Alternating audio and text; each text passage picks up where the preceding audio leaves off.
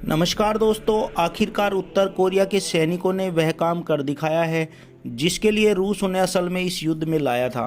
पिछले एक महीने से सवाल उठ रहा था कि रूस 10,000 सैनिक उत्तर कोरिया के ले तो आया है, लेकिन उनका कर क्या रहा है।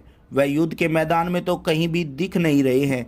इसलिए कहीं न कहीं किम जोंग उन और व्लादिमीर पुतिन की जो साझेदारी है, इसका दुनिया भर में मजाक उड़ाया जा रहा था कि इसको लेकर जो हवा बनाई गई थी कि 10,000 सैनिक आ रहे हैं, पता नहीं यूक्रेन युद्ध में क्या कर देंगे। यूक्रेन युद्ध में ऐसा कुछ भी नहीं हो रहा, लेकिन अब उत्तर कोरियाई सैनिकों ने इन लोगों के मुंह बंद करने शुरू कर दिए हैं। और याद रखिए, उत्तर कोरिया के सैनिक वो काम कर रहे हैं इस समय जो रूस के सैनिक पिछले 2 साल में नहीं कर पाए। वह काम क्या है, अपनी स्क्रीन पर देखिए। उत्तर कोरिया के सैनिक यूक्रेन के खार्किव के पास देखे गए हैं। जी हाँ, उन्होंने ज़बरदस्त लड़ाई लड़ी है खार्किव के मोर्चे पर, और इस समय वह खार्किव के बेहद करीब पहुंच गए हैं। और यह रूस के लिए बहुत बड़ी जीत है। वो इसलिए जो खार्किव वाला रीजन है ना, आप मैप में देखिए, यहाँ पर आखिरी बार रूस के सैनिक कब पहुँचे थे, 2022 के लगभग अप्रैल के महीने में। जी हाँ, उस समय आपको याद होगा भारत के स्टूडेंट्स को निकाला जा रहा था खार्किव से, तब यहाँ पर रूसी सैनिकों की पहुँच हो गई थी। लेकिन उसके बाद यूक्रेन के सैनिकों ने ज़बरदस्त लड़ाई लड़ी और रूसी सैनिकों को पीछे खदेड़ना शुरू किया। ऐसा खदेड़ा कि पिछले 2 सालों में तमाम कोशिशों के बाद लगभग 1 दर्जन से ज़्यादा बार चढ़ाई करने के बावजूद खार्किव के आसपास भी नहीं फटक पाए। लेकिन पिछले 1 महीने में उत्तर कोरियाई सैनिकों ने शानदार तरीके से लड़ाई लड़ी और आखिरकार खार्किव तक उनकी पहुंच हो गई है। अब उनका असली टारगेट है पूरे खार्किव की जो रीजन है उस पर कब्जा करना, जो कि राजधानी कीव के बाद दूसरा सबसे बड़ा शहर है यूक्रेन का।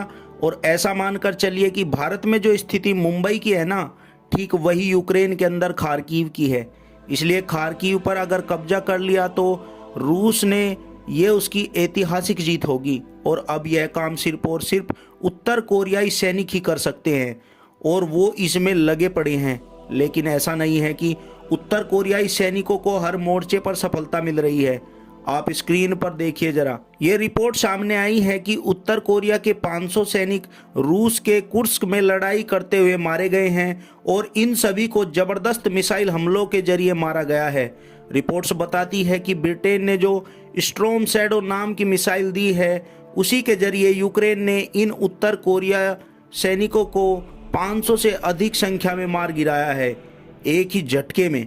यानी कि एक ह्यूज सेटबैक है उत्तर कोरिया के लिए, क्योंकि टोटल 10,000 तो सैनिक हैं ही जो लड़ रहे हैं, उनमें से 500 एक रात में मारे गए।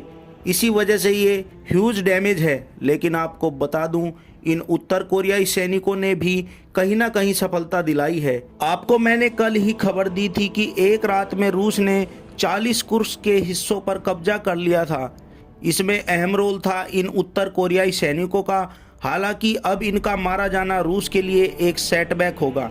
इन्हें और कम से कम 500 से 800 सैनिक यहाँ पर तैनात करने पड़ेंगे, ताकि जो इन्होंने ज़मीन वापस ली है यूक्रेन से, उसका 40% हिस्सा उस पर इनका कब्जा बना रहे। वरना यूक्रेन के सैनिक रूस के कुर्स्क पर फिर से पूरी तरीके से कब्जा कर लेंगे, जो कि रूस और यूक्रेन के बीच आज की तारीख में बैटल ग्राउंड है। कुर्स्क जो जीतेगा, यह बात मानकर चलिए, युद्ध भी वही जीतेगा।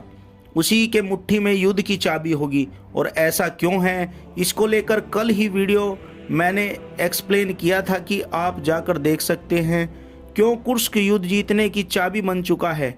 लेकिन आपको बता दूं, हमें यह भी देखना होगा कि उत्तर कोरिया किस हद तक डैमेज सहेगा, क्योंकि 500 सैनिक एक रात में मारा जाना किसी भी देश के लिए बहुत बड़ा सेटबैक होता है।